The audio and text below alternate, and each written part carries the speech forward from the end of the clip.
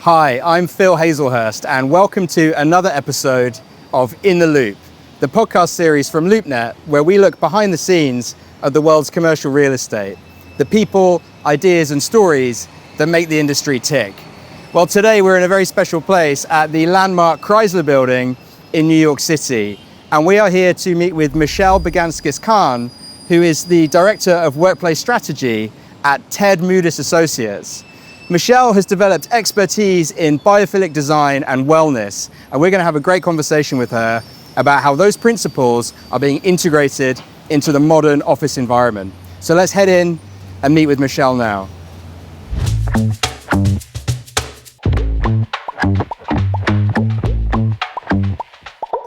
So Michelle, why don't you tell us a little bit about who you are and what it is that you do here at Ted Moodis? Yeah, so I am a trained interior designer.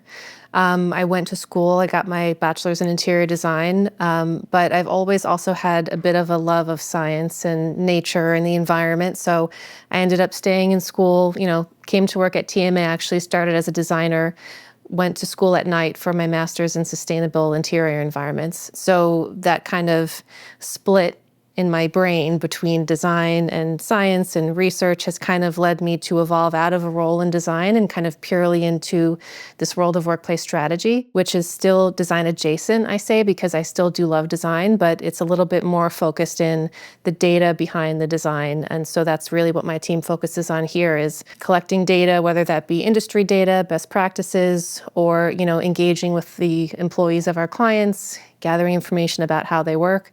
And so then we can use that to, make our design effective for each client.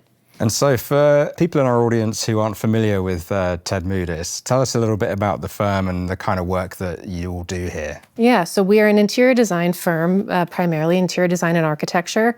We design almost entirely corporate real estate projects. So offices, headquarters here in New York, across the country, and around the world. So workplace is our specialty. And a term that I hadn't really heard much about until I was preparing to meet with you was biophilic design. Yeah. But this is an area where you have particular expertise. Yes. So can you give me a kind of primer on the principles of biophilic design and what that means to you?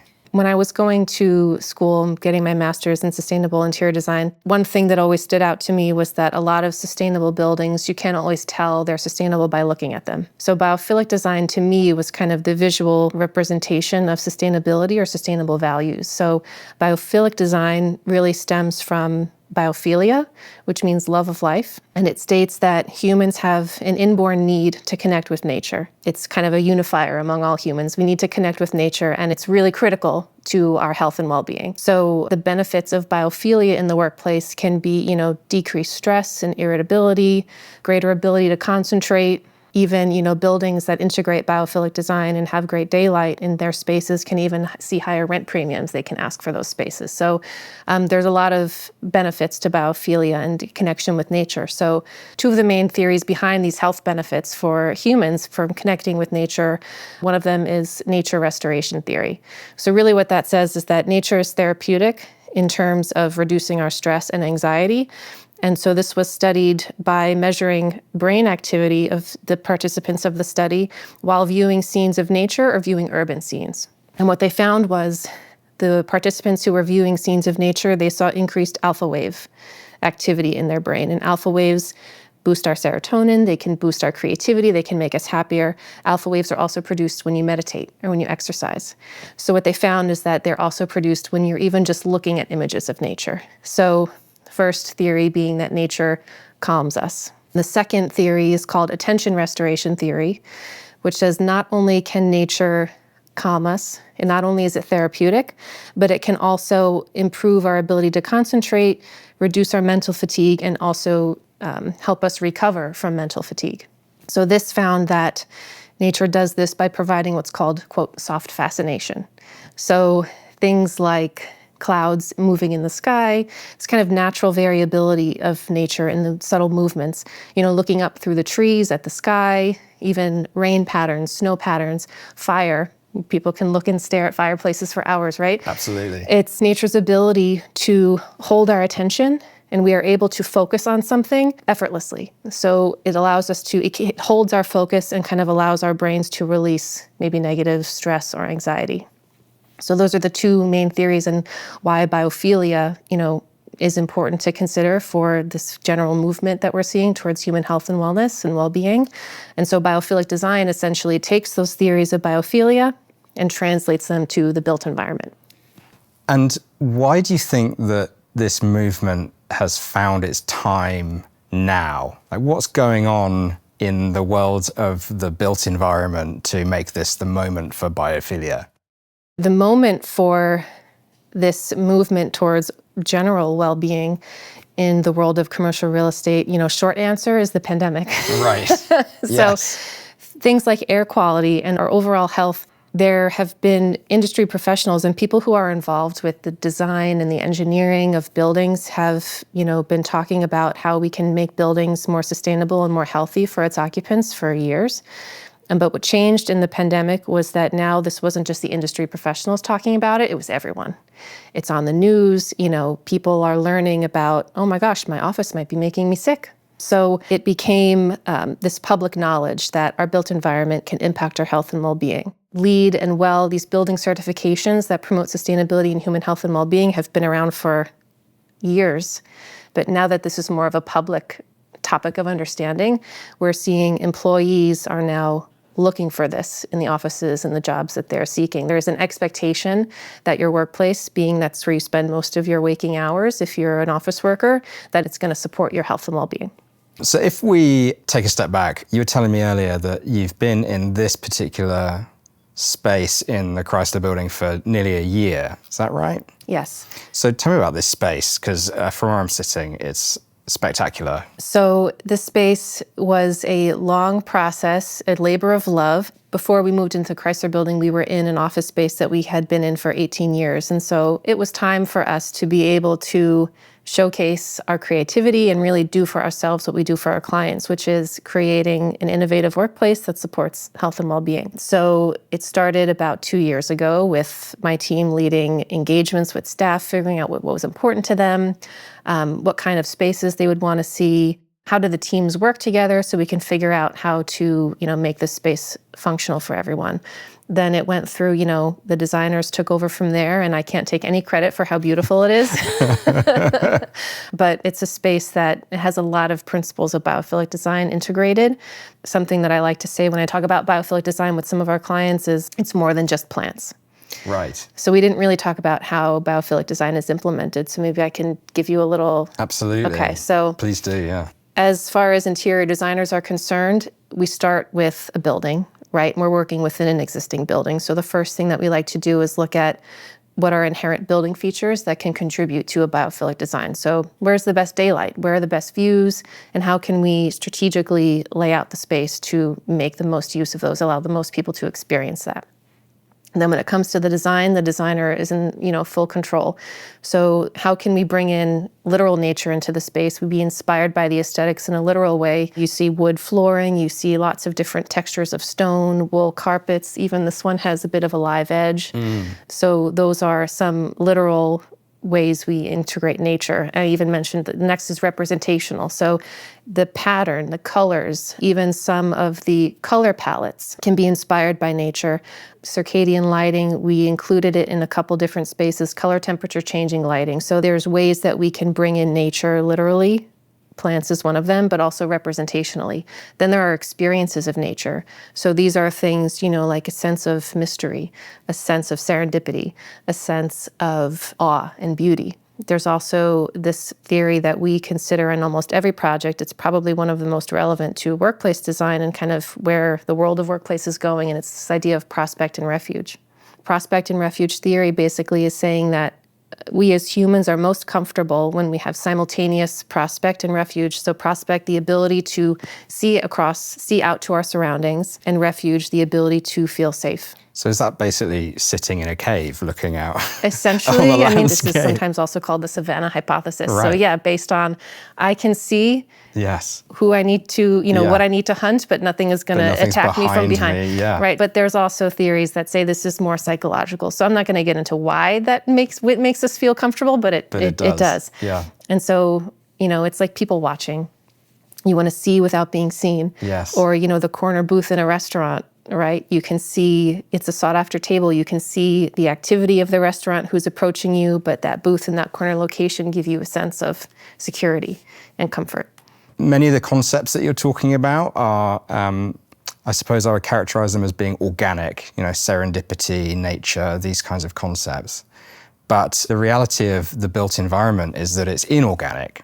So how do you go about balancing the tension between the kind of straight lines of a building and the organic concepts that you're talking about? As designers, we want to be creative and we want to implement these strategies, but at the same time, we need to be practical, right? So another representational way to implement biophilic design is, there's no right angles in nature. Everything is organic, fractal patterns and, curved lines. Practically, we can't do that. So it's really, like you said, there's no formula for the right balance. It's just a matter of choosing your moments of interest, choosing your moments to really flex the design muscles and maybe spend your budget, and then choosing where to maybe pare back. Are there any examples that you can pull out that are kind of general principles that you could talk about?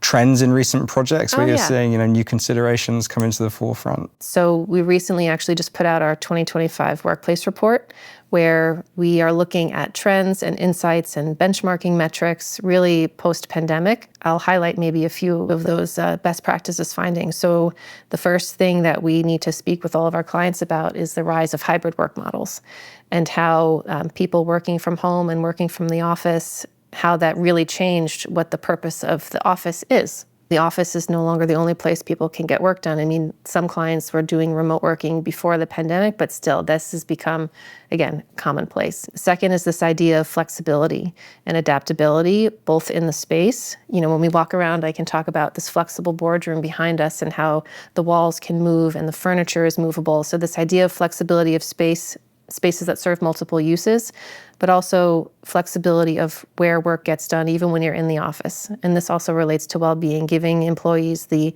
variety of workspaces, flexibility to choose where they want to get their work done based on what they have on their plate that day, maybe based on their mood, give people choice and flexibility in that regard. It's also very important to consider that if you're asking employees to come back into the office 3, 4, or 5 days a week, amenity spaces, well-being amenities are becoming very important, as well as just the experiential design, taking cues from hospitality design, which this office is another great example of, taking cues from, hospitality environments, residential environments, and lastly, balancing spaces for connection and spaces for privacy. So kind of going back to the purpose of the office post-pandemic, most of our clients would say it's all about being together. It's all about connecting, collaborating, whether it's work-related or whether it's, an all-hands town hall meeting or a happy hour event, that the office is a place for us to all come together. But it's very important that although that might be the main focus, people still need to get work done. And privacy has become an extremely important topic as it relates to well-being and productivity. People are on Zoom calls, Teams calls all day. People might be stressed. People's calendars are now more back-to-back than ever. There's no travel time to and from meetings. It's one meeting ends, another one begins immediately. So the idea of privacy to get your work done or maybe take a Zoom call is important, but it's also becoming more and more important to provide opportunities to seek privacy for respite or maybe to recover after a stressful situation or, just take a beat. Yeah, very important to have that.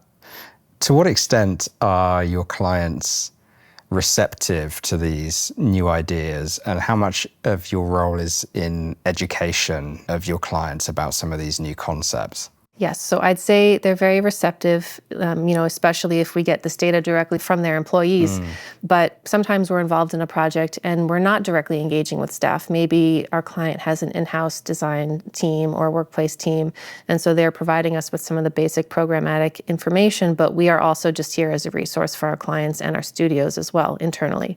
We like to say that the workplace team at TMA is involved in every project that comes through the door, but maybe they've got their own strategy team. We're implementing a program, we'll review it, but really we're also just here as a resource for both our clients and our studios. You mentioned earlier some of the science behind these principles, not just of biophilic design, but of, I suppose, a kind of wellness-oriented approach to workspace, and those outcomes being things like reduced stress and an ability to focus. What are some of the kind of quantifiable metrics or data points that your clients are looking for, or that they can expect if they adapt to this kind of way of thinking about their space? Yeah, so I actually have a few metrics from our workplace report that really just show us the importance of features that promote health and well-being in the workplace. So let me pull these up. Sure. So we're looking at shifts in the workplace, and we're leveraging data from both our benchmarking database, where we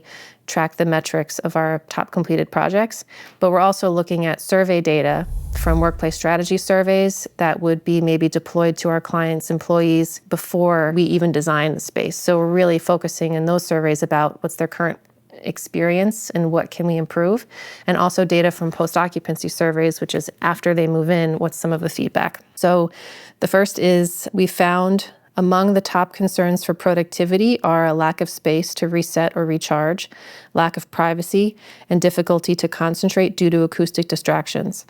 So this coming from a survey pre-design, looking at what are some of the most important issues we need to solve for in the new design. The top 3 are related to well-being and privacy and comfort. So the next, 86% of employees we surveyed say that wellness-focused workplace strategies contribute to their overall job satisfaction and productivity. And so what's important to note about this is the idea of well-being versus wellness. Well-being, in addition to physical health, is also looking at our social health, our emotional health, even things like spiritual, financial, as well as perceptions of satisfaction and happiness. So what this shows us is the importance of perception. In all of these strategies that we implement, there is, there's science behind it, there's data behind it. There are, examples of how these strategies have been successful in the past, but it's really important to communicate why we're designing this way to the people who are going to occupy the space, because that's going to help them in their perception of, oh, this was designed this way in my workspace to benefit me, and that's going to impact my well-being positively because I have this perception that this is important. So the next, 80% of employees across all generations prefer a hybrid work model, listing it as a top 5 priority. This goes back to those well-being programs and amenities and office spaces and how important they are to the overall concept of well-being. As I mentioned, that perception of happiness, perception of fulfillment in life, and a big part of that is the importance of work-life balance. I see, we were talking before, the rise of hybrid work models being something really big to come out of the pandemic. There's a lot of still headlines about hybrid work. It works, it doesn't work. There's a lot of chatter still about hybrid, but regardless, what this data is kind of showing us is the importance of work-life balance and how people are prioritizing that when they're searching for a job. My initial impression, if you'd have asked me, what is the discipline of workplace design? I would have considered it quite an artistic or creative pursuit, but the more I talk to you, the more I see that there's a lot of underlying science and research and data. How easy is it to establish a direct influence over these outcomes in the design process? Is there still an element of you have to try something and see if it works, or are you at the point where there are very refined, predictable ways that you can achieve these outcomes that you're talking about? So it's a little bit of both. We know from our experience and this feedback that we hear what works and what doesn't, but a lot of times these strategies are very customizable to our clients. So just as an example, this high-level idea of connection or a space for community within the office is very important. And it comes to fruition in a beautiful cafe space that can take almost limitless shape and form. So what our workplace team does is, although we're not involved in really the look and feel of the space, we stay very involved throughout the space planning aspect of a project. So some of those spatial relationships and space allocation we're very involved in.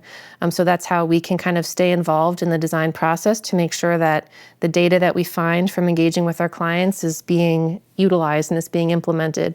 And that some of these best practices that are generic, there are specifics that we need to consider that we found from this data. So really, it's just part of that integrated process that my team stays involved throughout the design. Although we're not designers, we're design adjacent. Right. As I like to say. Yeah. So it's just part of our integrated process. And obviously the best approach would be to fully embrace these concepts and principles throughout the entire kind of workplace plan. But in the real world, I guess it's not always that binary. It's not that you either do this or don't. You can land somewhere on a scale of your commitment or your investment in this kind of thing. Is that how you see this working with clients in everyday practice? Are they, are some able to go further than others, and how does that impact on the results that they achieve? I'd say as it relates to the world of sustainability and well-being in the workplace, the best way to hold a project accountable looking for those results is to go for a certification like LEED or WELL or FitWell, because although we consider the best practices from those certifications on every project, and to some extent, well-being is something that's considered on every project. It's that reaching for that goal of certification that really holds you accountable to say, all right, we can't just abandon this if it doesn't fit the schedule or the budget. We're committed. It is important to consider it on every project, and we do to some extent. I also like to say something is better than nothing. Yes, right. So when it comes to promoting human health and well-being, anything that we can do to make a bit of a positive impact is a win. So we've spoken about some of the principles of biophilic design, particularly integrating natural elements and trying to kind of smooth out some of the sharp edges of a building, I suppose. What about other factors like air quality, the air that you're breathing in the office? How important is that, and how are owners, occupiers, developers thinking about air quality? Yeah, so air quality as part of this overall movement towards well-being in the workplace is being really brought to the forefront because of the pandemic, right? So as we mentioned before, the public now has this understanding of how the interior environment can impact their health. And so air quality now, in terms of building owners or developers, I'm thinking about the new buildings in New York City recently, One Vanderbilt and Hudson Yards. Good air quality can now almost be marketed as an amenity in a building, right alongside the fitness center and the food and beverage. So, and similar to, as I was mentioning before, the industry of professionals, there have been in building certifications like LEED and WELL, and even in some of the main standards of ventilation design, there's been progress and movement towards improving the quality of the air, but it was really now the difference after the pandemic is this is something people are going to look for, so it can be marketed that way. So what building owners and people who engineer ventilation systems are now considering are things like increased air filtration, increased intake of outdoor air circulating throughout the system, fresh air, as well as real-time air quality monitoring. So the air quality monitoring, how usually what that looks for is it measures the level of carbon dioxide in the air, because that's one thing that will always be in interior air. As long as there are people, there's carbon dioxide in the air. But what that is a good indicator of is if carbon dioxide is building up in the air, then other harmful things might also be building up in the air. And so it tells you that we need to refresh the air more frequently. So some of this, carbon dioxide buildup is what might have a negative impact on our health. So the air quality has an impact on, headaches and fatigue, also on our performance, on our mental clarity. So it's just another important topic that can be almost, like I said, sold as an amenity, marketed as an amenity. Come work in this building, you'll have excellent air quality. And in that sense, it's actually adding value to the owner, it's adding value to the staff, the tenants, the people who are using the space. So it sounds like a win-win for everyone involved. I'd love to talk a little bit about the future of workplace strategy and the design considerations that we're talking about, the design movement that we're talking about. What do you see as the next step in the evolution for biophilic design, but also for workplace wellness and strategy as a whole? So the new kind of, wellness and well-being, we've been talking about that for a long time in the industry, but what we're seeing it kind of evolve towards is more human-centric design in general. We can't talk about the future without technology. And then, of course, the workplace as community. So those are three topics that we illustrate in our report about, where the future of the industry is going. But I also do have here, at the end of our report, we have a checklist of questions. Is your office ready for the future? So I'll read a few. These will be kind of a good tie-in. So first, does the physical space embody the organization's mission, culture, and values? Do you have adaptable spaces that cater to different work styles, from collaboration to focused tasks? Does the layout support diverse needs, including ergonomic furniture, sensory-friendly areas, and accessibility? Do communal areas encourage social interaction, mental recharge, and a positive atmosphere? Is the workplace designed with sustainability in mind? Are wellness-focused amenities, like quiet zones, fitness areas, and natural elements included in the design?